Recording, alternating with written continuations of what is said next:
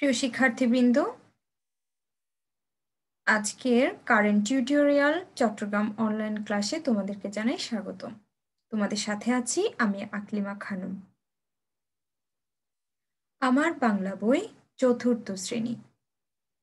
আজকে আমাদের পাঠ বাংলাদেশের প্রকৃতি। চলো তাহলে আমরা বাংলাদেশের প্রকৃতি শুরু করি। প্রথমে আমরা বাংলাদেশের প্রকৃতি অনুচ্ছেদটি দেখে নেব।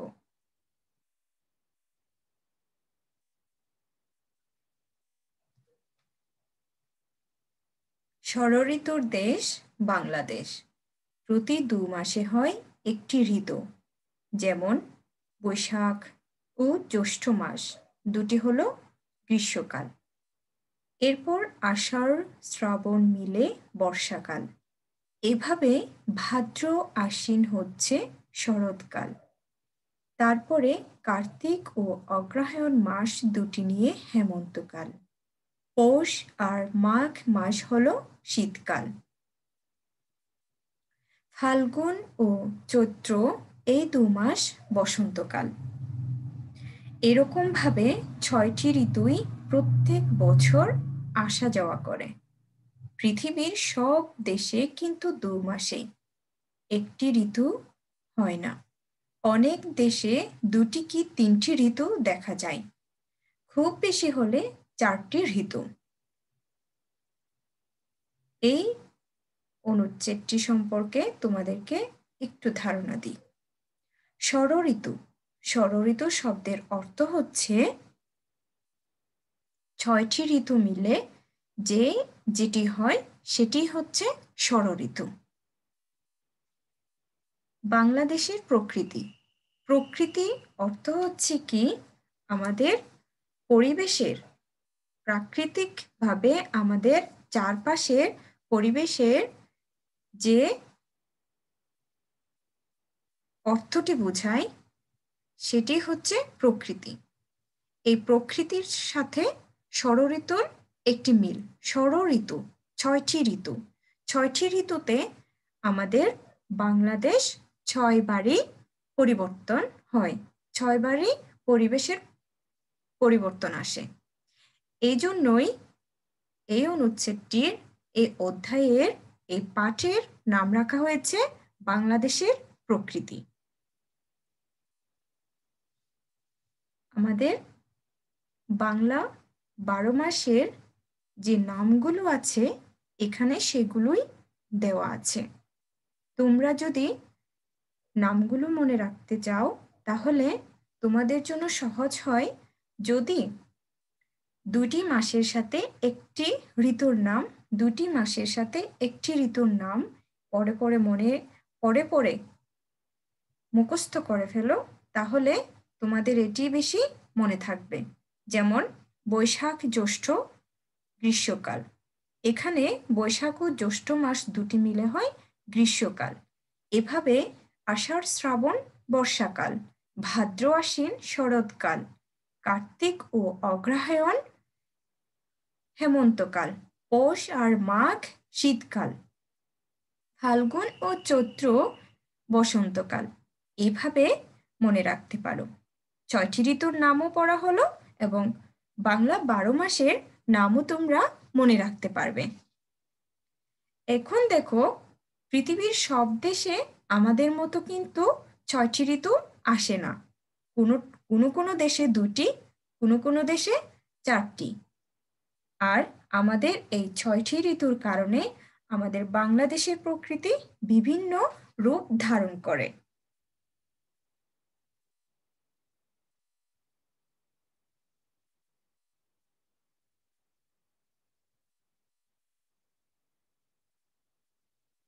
আমাদের প্রতিটি ঋতুতে প্রকৃতি রয়েছে নতুন নতুন সাজ।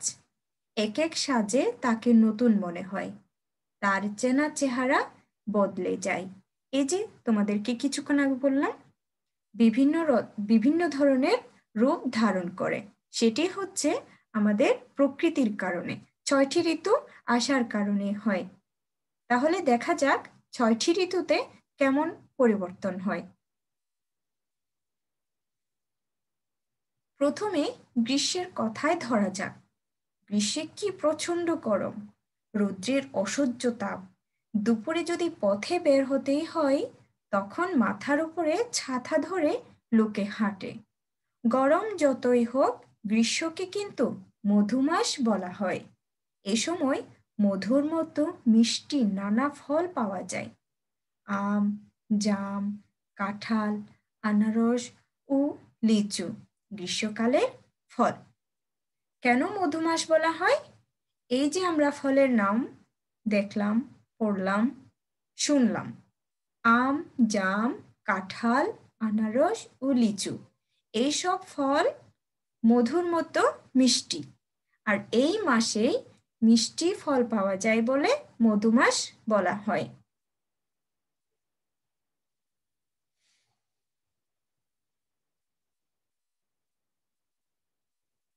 গ্রীষ্মের পর আসে বর্ষা। বর্ষায় আবার একেবারে অন্য চেহারা। আকাশ তখন কালো ঘন মেঘে ছেয়ে যায়। বৃষ্টি পড়ছে তো পড়ছেই, কখনো বড় বড় ফোঁটায়, তবে ধীরে ধীরে, কখনো হুড়মুড় করে, কখনো পড়ছে ঝিরঝির করে, খুব হালকা। এ ধরনের বৃষ্টির একটা নাম আছে, একে বলা হয় ইলশিগুড়ি। আর বড় বড় ফোঁটায় প্রচুর বৃষ্টির নাম মুষলধারে বৃষ্টি।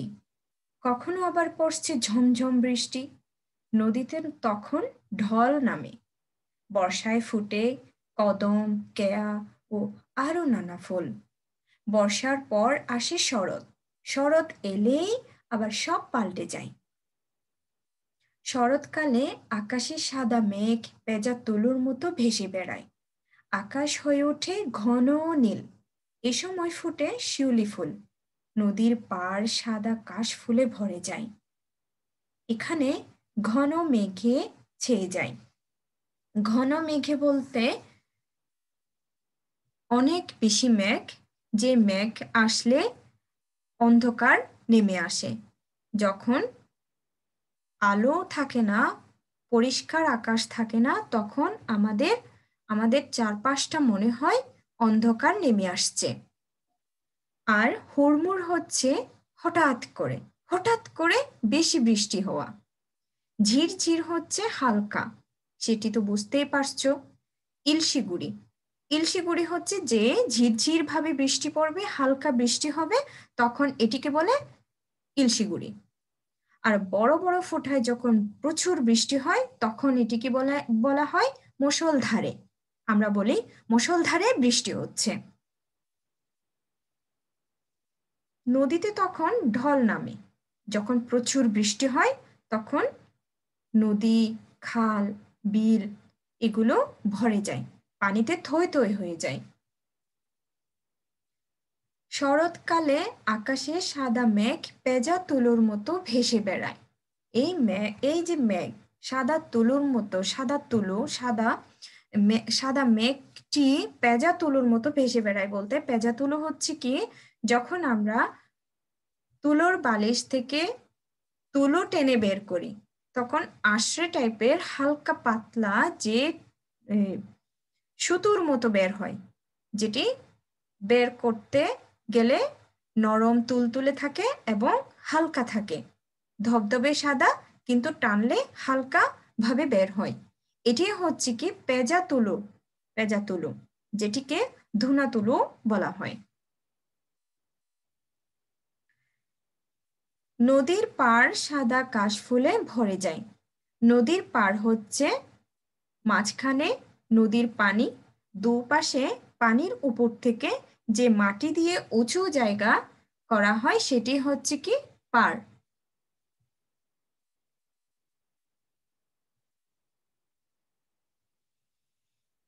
এরপর আমরা পাবো শরৎ ঋতু।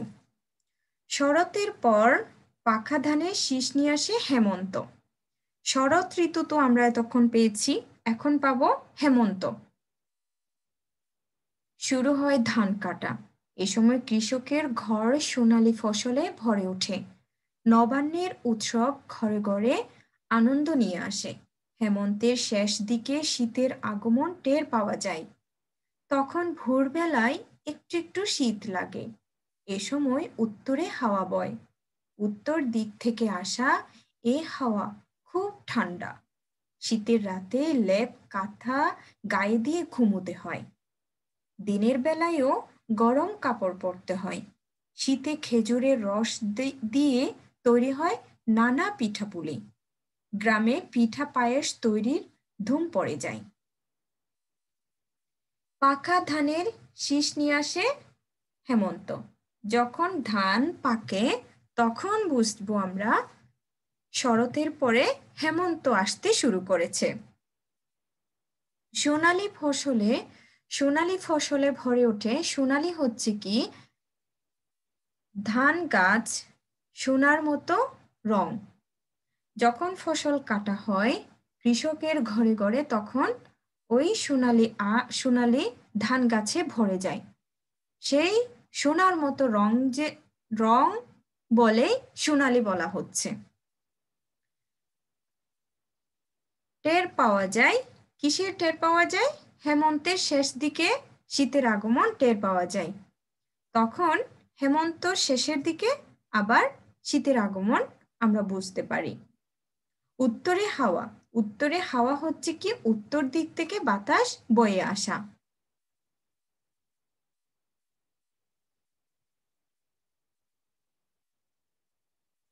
যেই শেষ হলো এই ঋতু অমনি শুরু হয় বসন্তকাল। ফুরফুরে সুন্দর বাতাস বয়। ফুরফুরে হচ্ছে কি আনন্দময়, ভালো লাগে। যে বাতাস আমাদের ভালো লাগে, যে বাতাস বইলে, যে বাতাস আসলে আমাদের মন ভালো থাকে, সেটি হচ্ছে কি ফুরফুরে সুন্দর বাতাস বয়। কখন? বসন্তকালে। বসন্তের দক্ষিণা হাওয়ায় মন ভরে যায়। এখানে দক্ষিণা হচ্ছে কি দক্ষিণ দিক থেকে। বসন্তে কোকিল ডাকে। কোকিল কখন ডাকে? বসন্তে। কোকিলের ডাক বড়ই মিষ্টি। গাছে গাছে জেগে ওঠে নতুন সবুজ পাতা। গাছে গাছে জেগে ওঠে নতুন সবুজ পাতা। নানা রঙের ফুলে ভরে যায় গাছ। বাংলাদেশে এই ৬টি ঋতু এভাবে আসে যায়। ষড়ঋতুর এত বিচিত্র সুন্দর রূপ পৃথিবীর আর কোথাও নেই। এই যে বিচিত্র ষড়ঋতু যখন একটি ঋতুর পরপর আরেকটি ঋতু আসে তখন আমাদের ২ মাস অন্তর অন্তর আমাদের এই বাংলাদেশের প্রকৃতিতে পরিবর্তন আসে। আমাদের চারপাশের পরিবেশটা হয়ে যায় ভিন্ন রূপ ধারণ করে। এটিকে বলা হয় বিচিত্র, নানা রূপ। বিচিত্র শব্দের অর্থ নানা রূপ। চলো তাহলে আমরা এতক্ষণ অনুচ্ছেদ পড়েছি, বুঝতে পেরেছি ৬ ঋতু সম্পর্কে আমরা বুঝতে পেরেছি এবং বাংলা ১২ মাস সম্পর্কে বুঝতে পেরেছি। এখানে এই ৬টি ঋতুতে আমাদের পরিবেশটা কেমন হয় বিশেষ করে সেটি বোঝানো হয়েছে। সেটি আশা করি তোমরা বুঝতে পেরেছো।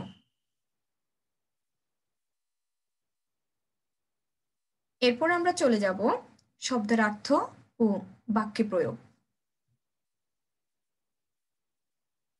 দেখি আমরা এখানে কেমন শব্দার্থ পেয়েছি। ইলশিগুড়ি, হালকা ঝিরঝিরে বৃষ্টি। ইলশিগুড়ি অর্থ হচ্ছে হালকা ঝিরঝিরে বৃষ্টি। ইলশিগুড়ি বৃষ্টি হলে বেশি ইলিশ ধরা পড়ে।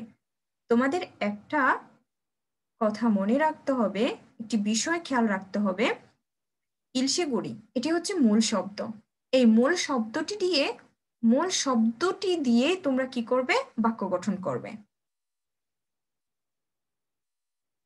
মুষলধারে, খুব বড় বড় ফোঁটায় পড়া বৃষ্টি। সকাল থেকে মুষলধারে বৃষ্টি হচ্ছে। পেঁজা তুলো, তুলা ধুনে বা টেনে আঁশ বের করা। এর অর্থ হচ্ছে পেঁজা তুলো দিয়ে বালিশ তৈরি হয়। পেঁজা তুলো কি বলেছিলাম? তুলা ধুনে বা টেনে আঁশ বের করা। এখানে এই যে টেনে আঁশ বের করা বলা হয়েছে, আমি তোমাদেরকে কিছুক্ষণ আগেও বলেছি যে আমরা যখন তুলোর বালিশ হাতে নিয়ে ছেড়ে যদি আমরা তুলোগুলো বের করি, সেই তুলোটা আঁশের মতো বের হবে, হালকা পাতলা, ধরতে আরাম, নরম। এই আঁশটা বের করা, এটি হচ্ছে কি পেঁজাতুলু।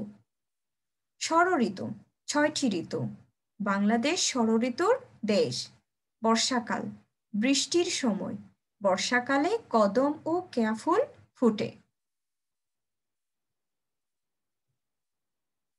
এরপরে দেখি আমরা কি পেয়েছি। অসহ্য, যা সহ্য করা বা সওয়া যায় না। গ্রীষ্মকালে অসহ্য গরম লাগে। গ্রীষ্মকালে আমাদের অসহ্য গরম লাগে, খুব বেশি গরম। গ্রীষ্ম, গরমকাল। বাংলা 6টি ঋতুর প্রথম ঋতু। গ্রীষ্ম হচ্ছে কি, গ্রীষ্মে বেশি গরম পড়ে এবং এটি বাংলা 6টি ঋতুর একটি ঋতু। এটি দিয়ে যদি আমরা বাক্য গঠন করি, বৈশাখ, জ্যৈষ্ঠ, এই 2 মাস গ্রীষ্মকাল। 8, তাপ অর্থ হচ্ছে উষ্ণতা। গ্রীষ্মের সূর্য প্রচণ্ড তাপ দেয়। 9, পার। পার অর্থ হচ্ছে কি কিনার, নদীর এক পার ভাঙে অন্য পার গড়ে। বিচিত্র, বিচিত্র শব্দের অর্থ হচ্ছে নানা বর্ণ বিশিষ্ট, বিস্ময়ময়। তোমাদেরকে যে বলেছিলাম কিছুক্ষণ আগে, এই যে বিচিত্র হচ্ছে নানা রূপ ধারণ করা। নানা বর্ণ বিশিষ্ট মানে হচ্ছে নানা রূপ ধারণ করা। পৃথিবীতে বিচিত্র জীবজন্তু রয়েছে। নবান্ন অর্থ হচ্ছে নতুন ধান কাটার পরে অগ্রহায়ণ মাসে অনুষ্ঠিত একটি উৎসব। নবান্নের উৎসব ঘরে ঘরে আনন্দ নিয়ে আসে। এতক্ষণ আমরা পড়েছি শব্দার্থ এবং বাক্য প্রয়োগ। এখন আমরা চলে যাব শূন্যস্থান পূরণ। দেখি শূন্যস্থানে আমরা কি কি শূন্যস্থান পেয়েছি। 1, আমাদের দেশ ষড়ঋতুর দেশ। 2, গ্রীষ্মকালকে বলা হয় কি বলতো? গ্রীষ্মকালকে বলা হয় মধুমাস। 3, বর্ষায় ফুটে কদম, কেয়া ও আরো নানা ফুল। 4, হেমন্ত, সোনালী ধানের ঋতু। 5, শীতকালে উত্তরে হাওয়া বয়। 6, ষড়ঋতুর দেশ বাংলাদেশ। 7, বৈশাখ ও জ্যৈষ্ঠ মাস দুটি হলো গ্রীষ্মকাল। 8, নদীর পাড় সাদা কাশফুলে ভরে যায়। 9, নবান্নের উৎসব ঘরে ঘরে আনন্দ নিয়ে আসে। 10, গাছে গাছে জেগে ওঠে নতুন সবুজ পাতা। কি পাতা? সবুজ পাতা জেগে ওঠে। এই পেলাম আমরা শূন্যস্থান। এরপরে যাব প্রতিশব্দ বা সমার্থক শব্দ। প্রতিশব্দ বা সমার্থক শব্দ হচ্ছে একটি শব্দের একই রকম অর্থ বোঝায় এমন ভিন্ন শব্দ। একই রকম অর্থ বোঝাবে কিন্তু শব্দ হবে ভিন্ন। 1, দেশ। একে আমরা পেয়েছি দেশ, জন্মভূমি, মাতৃভূমি। দেশের প্রতিশব্দ বা সমার্থক শব্দ জন্মভূমি, মাতৃভূমি। 2, পৃথিবী। পৃথিবীর সমার্থক শব্দ পেয়েছি, প্রতিশব্দ পেয়েছি বসুন্ধরা, ধরণী। 3, চেহারা, রূপ, আকৃতি। 4, আকাশ, গগন, আসমান। 5, কালো। কালো শব্দের প্রতিশব্দ কৃষ্ণ, শ্যামল। 6, আনন্দ, খুশি, প্রমোদ। আনন্দের প্রতিশব্দ কি পেলাম আমরা? খুশি, প্রমোদ। 7, হাওয়া, বাতাস, সমীরণ। 8, নদী, তটিনী, প্রবাহিনী। 9, রাত, নিশি, রজনী। 10, ঘন, গভীর, গাঢ়। 11, ফুল, কুসুম, পুষ্প। 12, শীত, ঠান্ডা, শীতল।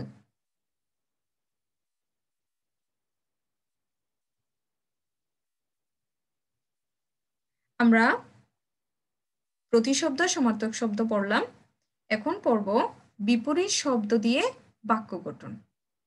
বিপরীত শব্দ দিয়ে বাক্য গঠন।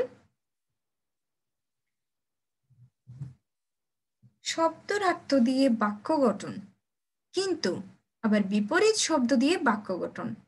তোমাদেরকে খেয়াল রাখতে হবে শব্দের অর্থ দিয়ে যে বাক্য গঠন করে সেটি হচ্ছে মূল বাক্য দিয়ে, মূল শব্দটি দিয়ে যে শব্দ থাকে এটির অর্থ দিয়ে নয়, মূল শব্দ দিয়ে বাক্য গঠন। কিন্তু এখন বিপরীত শব্দ দিয়ে যে মূল শব্দের যে অর্থটি হয় সে অর্থটি দিয়ে কি করতে হবে? বাক্য গঠন করতে হবে। তাহলে দেখি আমরা কি কি পেয়েছি এখানে। সুন্দর, সুন্দর এর বিপরীত হচ্ছে কুৎসিত। কুৎসিত মানুষদের ঘৃণা করতে নেই। 2, ঠান্ডা, গরম, গ্রীষ্মকালে প্রচণ্ড গরম পড়ে। 3, কালো, সাদা, শরৎকালে আকাশে সাদা মেঘ দেখা যায়। 4, আকাশ, পাতাল, লোকটির কথার সাথে কাজের আকাশ পাতাল ব্যবধান। এখানে আকাশ পাতালের সাথে আকাশ নিয়ে আসতে হবে, কেননা আকাশ আর পাতাল মিলে একটি কাছাকাছি অর্থ বোঝায়। আকাশ হলে পাতাল বিপরীত, কিন্তু পাতাল লিখতে গেলে অবশ্যই আকাশটা নিয়ে আসতে হবে। 5, দুর্ভাগ্য, সৌভাগ্যের বিপরীত হচ্ছে দুর্ভাগ্য।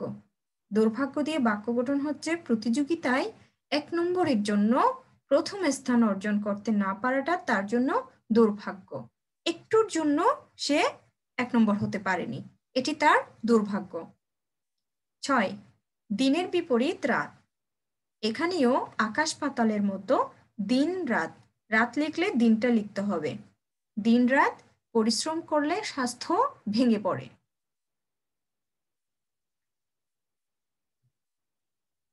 এরপরে আমরা এখন পড়ব এক কথায় থেকে পূর্ণ বাক্যে প্রকাশ এবং পূর্ণ বাক্যে থেকে এক কথায় প্রকাশ, যেটি বলা হয় পূর্ণ বাক্যে প্রকাশ। পূর্ণ বাক্য হচ্ছে, ধরো সোনার মতো রং যার, এটি হচ্ছে একটি বড় বাক্যের বড় অংশ। তো এই বাক্যের বড় অংশটিকে পুরোটো বাক্যে মিলানোর জন্য যে ছোট্ট অংশটি প্রয়োজন সেটি হচ্ছে এক কথায়। আর সোনার মতো রং যার, সেটি হচ্ছে কি, সেটির এক কথায় অর্থ কি, সেটি হচ্ছে কি এক কথায়। আর যদি বলা হয় যেমন সোনার মতো রং যার সোনালী, এই সোনালীটি যদি বলা হয়, সোনালীটি যদি আমরা পূর্ণ বাক্যে প্রকাশ করি তখন লিখতে হয় সোনার মতো রং যার। তাহলে চলো আমরা এখন পড়ে ফেলি। 1, সোনার মতো রং যার সোনালী। 2, দক্ষিণ দিক থেকে প্রবাহিত বাতাস, দক্ষিণা হাওয়া। 3, হালকা ঝিরঝিরি বৃষ্টি, ইলশি ঘুড়ি। 4, যা সহ্য করা বা শোয়া যায় না, অসহ্য। 5, কোকিলের ডাক কুহু। 6, নতুন ধানের উৎসব নবান্ন। 7, মধুময় যে মাস, মধুমাস। 8, উত্তর দিক থেকে আগত, উত্তুরে। এতক্ষণ আমরা পড়েছি এক কথায় থেকে পূর্ণ বাক্যে প্রকাশ, পূর্ণ বাক্যে থেকে পূর্ণ বাক্যে প্রকাশ থেকে এক কথায়। এরপরে চলো আমরা এখন পড়ব যুক্ত বর্ণ ভেঙে নতুন শব্দ তৈরি।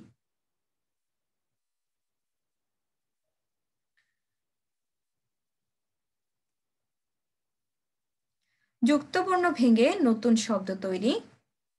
এখানে আমরা 10টি যুক্ত বর্ণ পেয়েছি।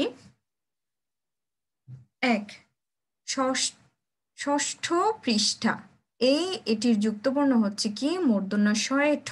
যুক্তবর্ণ লেখার সময় তোমরা একটি বিষয় খেয়াল রাখবে, প্রথম বর্ণটির সাথে হসন্ত রেখে পরের বর্ণটির জন্য অবশ্য হসন্ত দিতে হয়। যেমন মূর্ধন্য স হসন্ত যোগ ঠ। যদি তুমি মূর্ধন্য স এর নিচে হসন্তটি না দাও তখন ঠটা যুক্ত হবে না, তখন তোমার যুক্ত বর্ণটি সঠিকভাবে লেখা হবে না। এজন্য মনে রাখতে হবে মূর্ধন্য স কোনো বর্ণ, একটি বর্ণ আর একটি বর্ণের সাথে যুক্ত করার জন্য অবশ্যই হসন্ত দিতে হবে। তবে মাঝে মাঝে আমাদের ফলা যোগ করতে হয়। ফলা যোগ করলে সেটিতে হসন্ত দিতে হয় না। সেটি তোমরা পরের ক্লাসে বা তোমাদের আরো যে পাঠ আছে সেখানে পাবে। আমি তারপরও এখন বলে দিচ্ছি এই যুক্ত বর্ণে এখানে প্রত্যেকটি বর্ণের সাথে আরেকটি বর্ণ যোগ করতে হচ্ছে। আর প্রতিটি বর্ণর সাথে আরেকটি বর্ণ যোগ করলে, একটি বর্ণের সাথে আরেকটি বর্ণ যোগ করলে অবশ্য হসন্ত দিতে হবে। এক কথায় হচ্ছে সেটি মনে রাখবে। 2 গ্রীষ্ম, গ্রীষ্মকাল, উষ্ণা। এটি হচ্ছে মূর্ধন্য ষ এ ম, মূর্ধন্য স হসন্ত যোগ ম। শব্দ গঠন হচ্ছে কি গ্রীষ্মকাল, উষ্ণা। এটা হচ্ছে ম ফলা। এই ম ফলাটা উচ্চারণ হয় না। গ্রীষ্মকাল, উষ্ণা উচ্চারণ হবে। তালবা স এ ব, তালবা স হসন্ত যোগ ব। আশ্বিন, বিশ্বাস। চয়ে ছ, চ হসন্ত যোগ ছ। স্বচ্ছ, ইচ্ছা। দন্ত্য নয় ত, দন্ত্য ন হসন্ত যোগ ত। চলন্ত, অন্তর। লয়ে গ, ল হসন্ত যোগ গ। ফাল্গুন, গল্প। দন্ত্য নয় ড, দন্ত্য ন হসন্ত ড। ঠান্ডা, ডান্ডা। মূর্ধন্য ষ এ ট, মূর্ধন্য স হসন্ত যোগ ট। বৃষ্টি, মিষ্টি। দন্ত্য নয় ন, দন্ত্য ন হসন্ত দন্ত্য ন। অন্ন, বিচ্ছিন্ন। গয়ে ধ, গ হসন্ত যোগ ধ। স্নিগ্ধ, মুগ্ধ।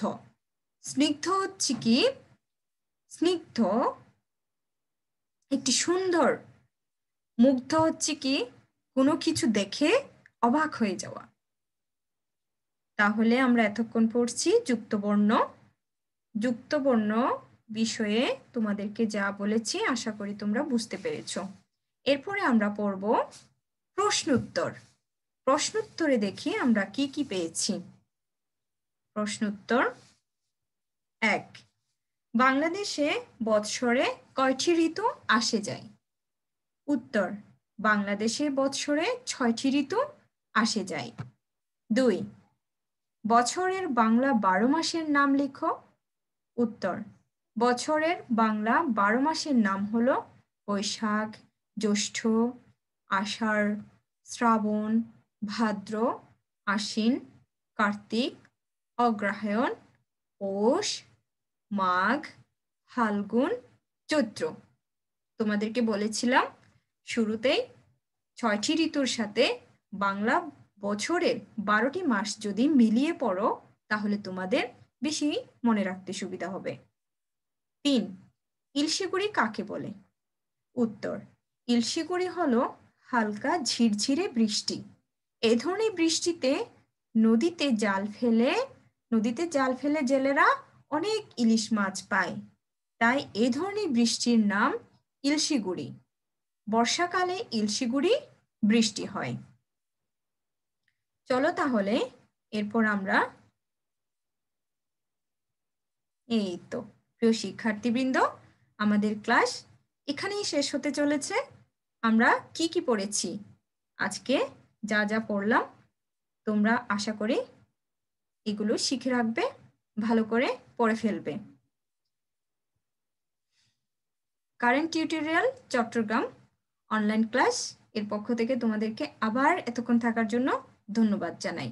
সবাই ভালো থাকবে, স্বাস্থ্যবিধি মেনে চলবে। আল্লাহ হাফেজ।